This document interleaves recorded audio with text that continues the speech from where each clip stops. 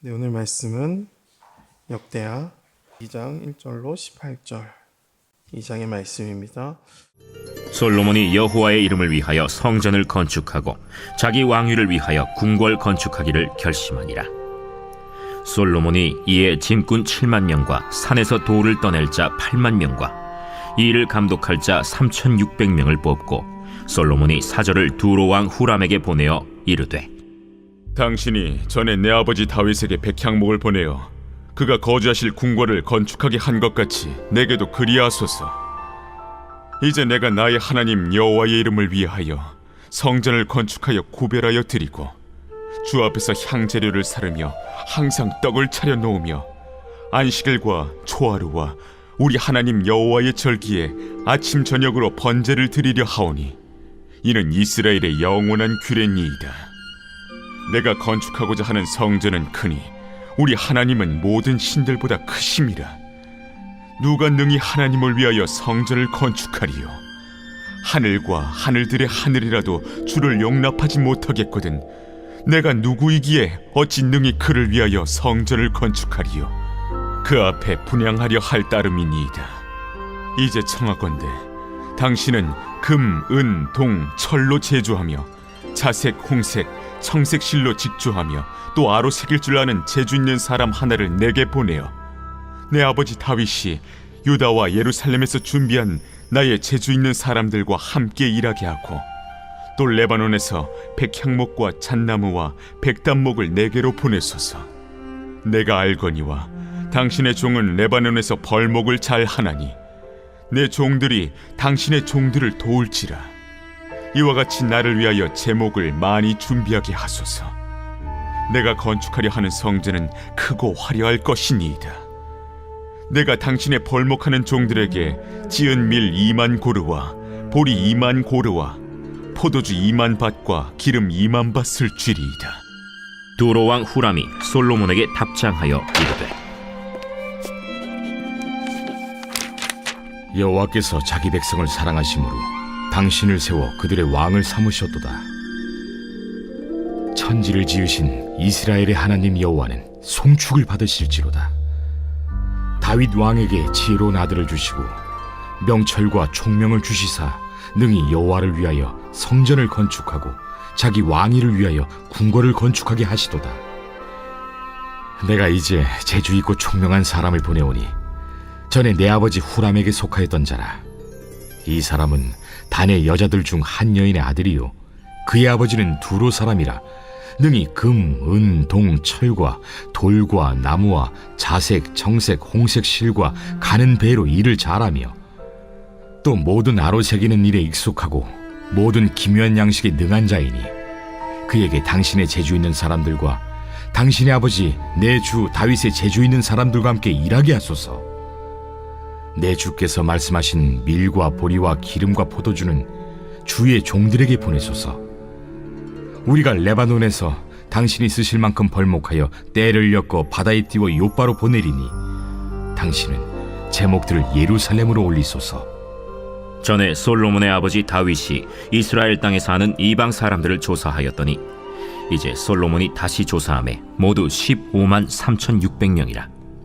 그 중에서 7만 명은 짐꾼이 되게 하였고 8만 명은 산에서 벌목하게 하였고 3,600명은 감독으로 삼아 백성들에게 일을 시키게 하였더라. 아멘. 네, 2장의 말씀은 이제 성전 건축에서 준비하고 있는 내용이 되겠습니다. 전체적인 내용의 성전 건축을 준비하는데 솔로몬이 성전을 건축하고자 한 목적이 무엇인가 보니까 오늘 첫 1절에 보면요. 솔로몬이 여호와의 이름을 위하여 성전을 건축하고 자기 왕위를 위하여 궁궐을 건축하기를 결심하니라 라고 나오고 있습니다. 그러니까 여호와 하나님의 이름을 위하여 내가 성전을 짓겠다라고 하는 거죠. 성전을 통해서 나를 드러내겠다. 성전을 통해서 내 이름을 드러내겠다. 내 명예를 드러내겠다. 그런 마음이 없었다는 거죠. 순수하게 하나님, 그 하나님의 이름을 높이기 위해서 하나님의 이름을 위하여 내가 성전을 짓겠다라고 하는 거죠. 성전 건축을 위하여 솔로몬이 이제 세 가지를 준비하는 모습들이 나옵니다. 우선 일꾼들을 준비합니다. 2절에 보면요. 솔로몬이 이에 짐꾼 7만 명과 산에 돌을 뗄 자 8만 명과 이를 감독할 자 3,600명을 뽑고라고 되어 있어요. 이 구절이 이제 마지막 18절하고 동일하게 나오고 있는데요. 그러니까는 총 15만 3,600명이 그 일을 감당했다라는 거죠. 하나님의 성정을 짓는데 동원된 인과 15만 3,600명이다라는 거죠. 그 다음에 성전 자재들을 보충하는데 8절을 보면요. 또 레바논의 백향목과 잣나무와 백단목을 내게로 보내소서. 내가 알거니와 당신의 종 레바논에서 벌목을 자라나니 내 종들이 당신의 종들을 도울지라라고 성전 자재를 준비하는데 레바논에서 백향목, 잣나무 그리고 백단목을 이렇게 수입해 오는 모습을 봅니다. 하나님의 성전을 짓는데 그 당대의 최상의 자재를 가지고 하나님의 성전을 짓고자 했다라는 것이죠. 이게 바로 하나님을 위한 솔로몬의 마음이었다는 것이죠. 솔로몬이 그 마음이 중심이 참 아름다운 마음이었고 그렇게 일꾼을 준비하고 자재를 준비하고 있다라는 거죠. 그리고 마지막으로 이제 기술자를 모으기 시작합니다.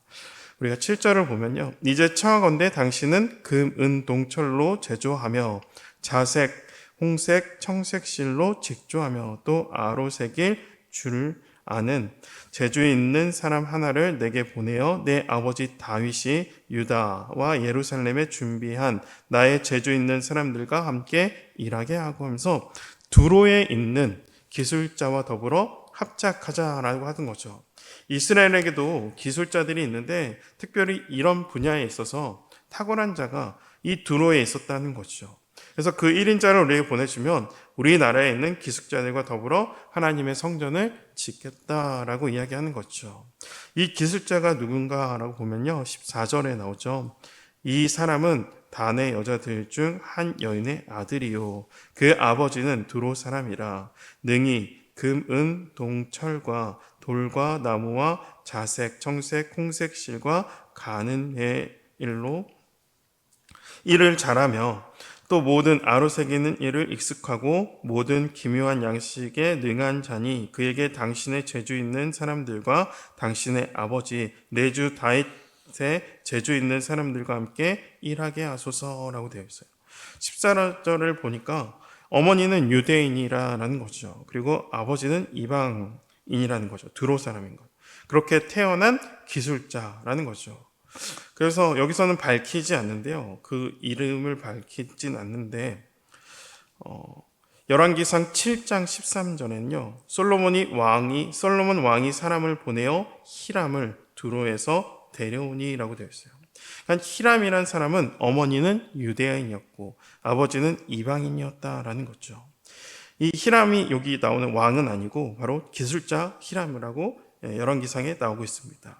그러니까 그 사이에 태어난 호녀라로서 최고의 기술자가 바로 히람이다라는 거죠.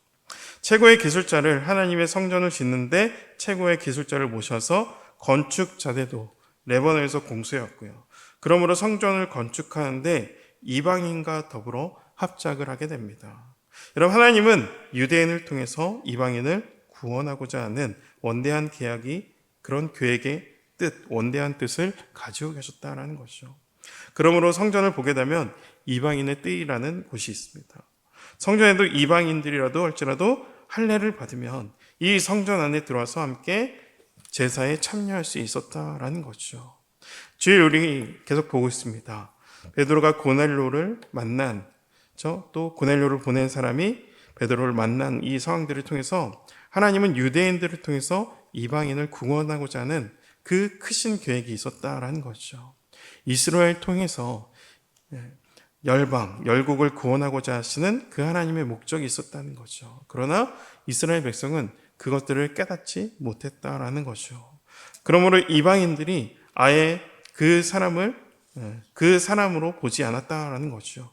이스라엘 백성은 이방인들을 짐승 취급했어요. 이방인을 구원하고자 하는 하나님의 뜻을 이루는 것을 그렇게 그들의 생각으로는 닫혀 있었고, 그러나 하나님의 뜻에는 우리가 사도행전을 보듯이 그 하나님의 뜻이 이방인을 구원코자 하는 그 일들을 하고 계심을 보고 있습니다. 11월에 주일학교 대회를 교회에서 하게 됩니다. 주일날 저는 소그룹을 할 때 청소년부들과 청소할 때 이제 대회를 준비하는 시간으로 갖고 있는데요. 처음으로 이 친구들이 암송 구절을 받았어요. 암송 구절 중에 로마서 1장 16절이 있었어요. 내가 복음을 부끄러워하지 않으나니 이 복음은 모든 믿는 자에게 구원을 주시는 하나님의 능력이 됨이라. 먼저는 유대인에게요, 그리고 헬라인에게로다. 먼저는 유대인, 그리고 헬라인이라는 이 부분에 대해서 아이들이 질문을 하더라고요. 그러니까 하나님께서 택한 것은 우리 민족이 아닌 조선 민족이 아니라는 거죠. 우리가 아닌 바로 유대 민족이다. 그러나 복음은 그 유대인에게서 머물지 않았다라는 거죠. 그래서 이방인, 헬라인으로 표현했다는 것을 알려주었어요. 그리고 우리 역시 이방인이다라는 거죠. 그래서 유대인으로 시작된 복음이 우리에게 들어왔고 우리도 복음의 능력을 소유하는 자들이라고 제가 설명을 해줬습니다. 여러분, 성전 건축에서부터 이방인들이 함께 참여했다라고 하는 얘기는 항상 우리 마음속에 이방인을 향한 마음이 있어야 된다라는 거죠. 나를 통해서 이방인을 통해 구원하고자 하신 그 하나님의 크신 계획을 깨닫지 못하면 우리도 똑같이 이스라엘 백성과 같은 우를 범하게 될 수 있다라는 거죠.